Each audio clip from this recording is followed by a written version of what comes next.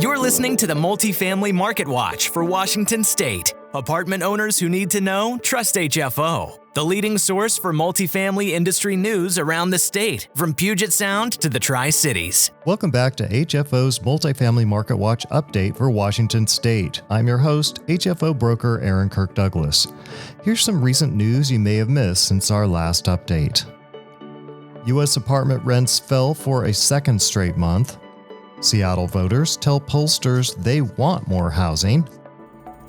And reporters are questioning Seattle utility district's charging of capital improvement fees. All this and more in just a moment. HFO's podcast co-sponsors include Butler Exchange Group, specialists handling 1031 tax-free exchanges for multifamily properties.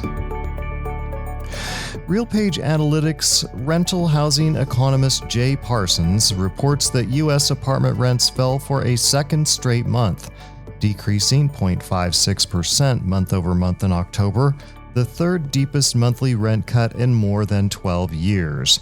Parsons says rents are declining due to weak demand.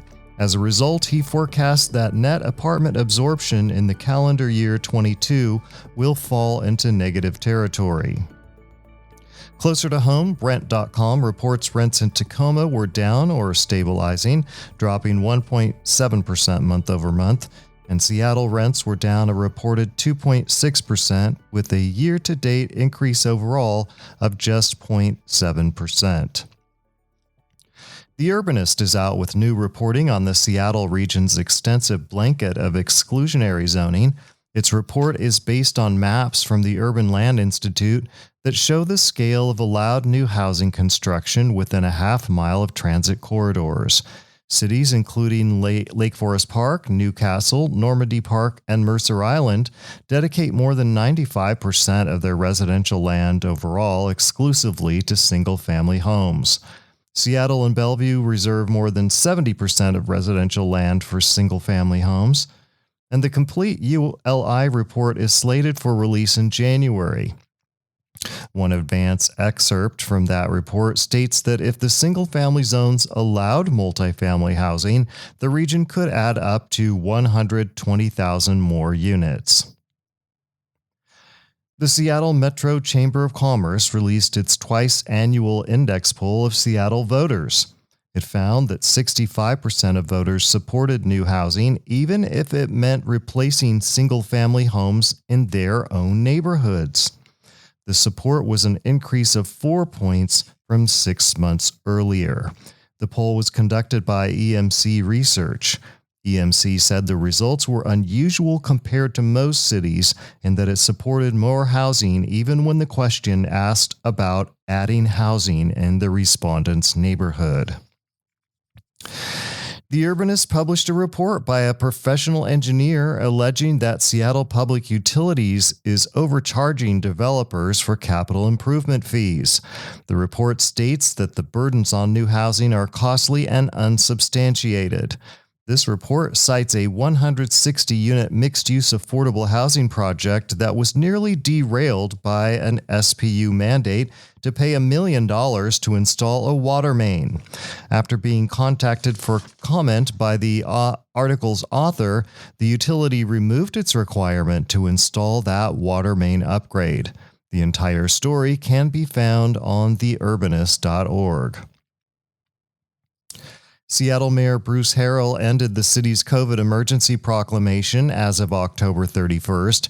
As a result of that change, rent installment plan requirements will end next May 1st, along with the window for eviction history that is not allowed to be considered by a landlord. Landlords will also be allowed to charge late fees, interest, and other charges due to late payment of rent starting next October 31st. New tenant protections were adopted recently in Port Townsend and the city of Burien. Those cities now require 120 days written notice for rent increases of more than 3% and 180 days written notice for increases of more than 10%. In addition, Burien added a couple of additional requirements to its ordinance. It allows for tenants to terminate the tenancy immediately upon surrendering the unit before the increase takes effect. All move-in fees and security deposits cannot exceed 1 month's rent. Inflation is hitting the pocketbooks of young Americans, and a recent survey of 1,000 renters between the ages of 22 and 35 found that 54% are cutting back on expenses.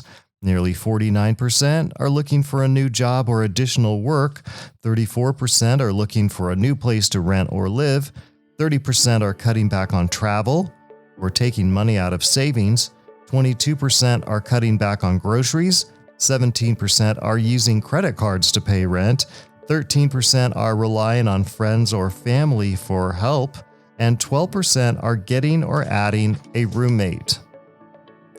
Thanks for listening. Join me next week for my interview with Carl Whitaker, Director of Research and Analysis for RealPage Inc., and I'll also have a lending update from Blake Herring of Gantry Inc. Don't forget, you can stay up to date on multifamily news throughout the week by visiting or subscribing to the Northwest Apartment Investor blog on our website. Our entire office specializes in multifamily real estate, making HFO the largest multifamily brokerage in the Pacific Northwest. Your success is our passion. Build your legacy with HFO. Call 206-705-5115 or visit our website at hfore.com for more information. HFO is an affiliate of the Global Real Estate Advisor Network.